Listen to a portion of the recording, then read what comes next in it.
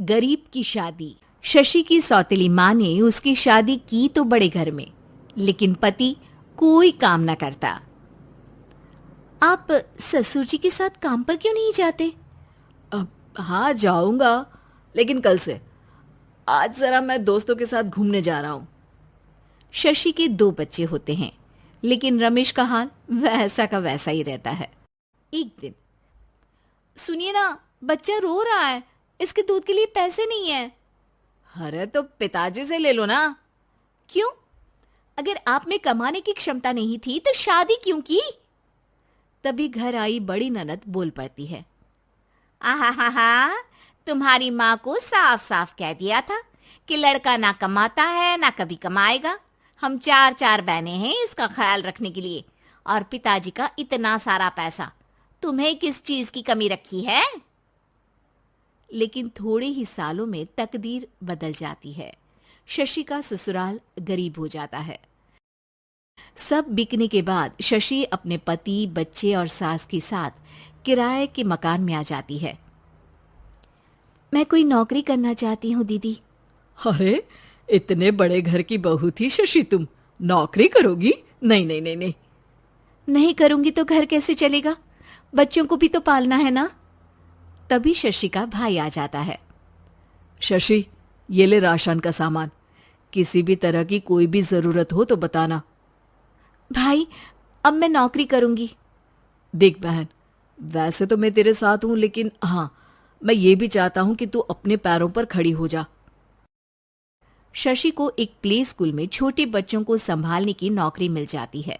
एक दिन, शशि, मेरे स्कूल को अब तुम संभाल लो।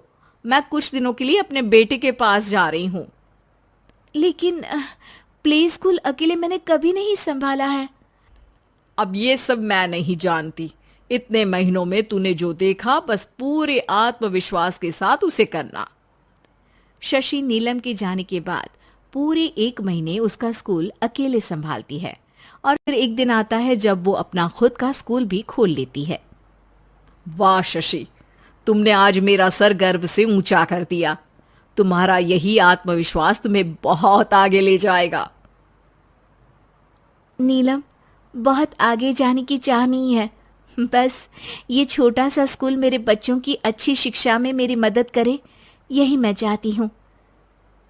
शशि थोड़े थोड़े पैसों से ही अपना परिवार पाल रही थी। एक दिन उसके घर उसकी बड़ी ननद आती है। अरे भाभी, घर में कूलर तो लगा लेती, मेरी माँ को कैसे पंखे में लिटा रखा है? अरे तो शशि कौन सा एसी लगा कर सो रही है?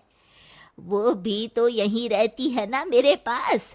ज्यादा यहाँ आकर मेरी बहू को परेशान ना किया करो।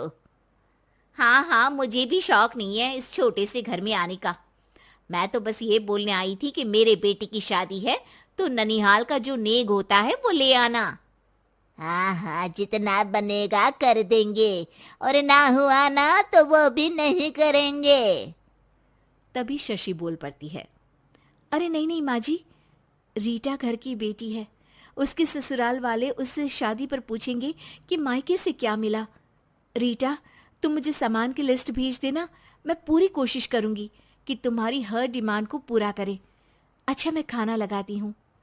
शशि ये बोलकर किचन में चली जाती है।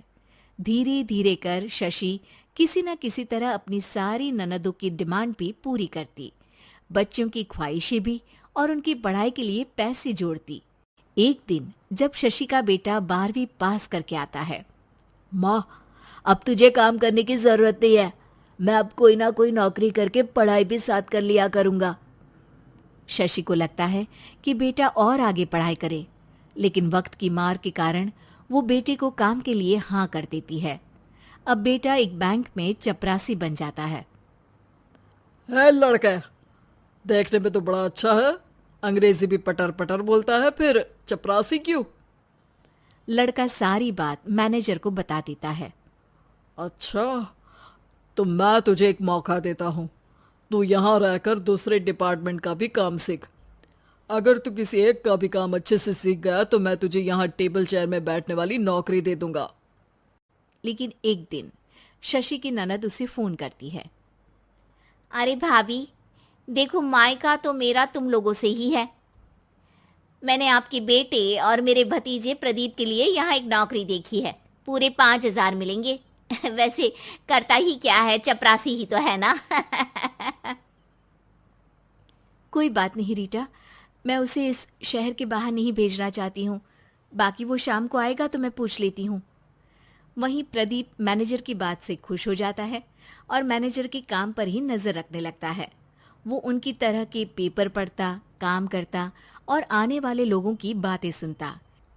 एक दिन बैंक में ऑडिट वाले आते हैं। ये गलत है, पूरी बैलेंस शीट नहीं मिल रही है, कहीं ना कहीं गड़बड़ है। ए मैनेजर, क्या करते हो? बैंक के पैसों का हिसाब सही नहीं है। मैनेजर के पसीने छूट जाते हैं। तभी प्रदीप वहां जाता है। अब क्या मैं ये बैलेंस शीट देख सकता हूँ? अरे बेटा मजाक नहीं, जाओ पानी लेकर आओ एक गिलास। प्रदीप मैनेजर को पानी लाकर देता है और फिर ऑडिटर से कहता है, देखिए सर, मैं आपको बता सकता हूँ कि कैसे बैलेंस शीट को आप लोग गलत तरीके से जोड़ रहे हैं।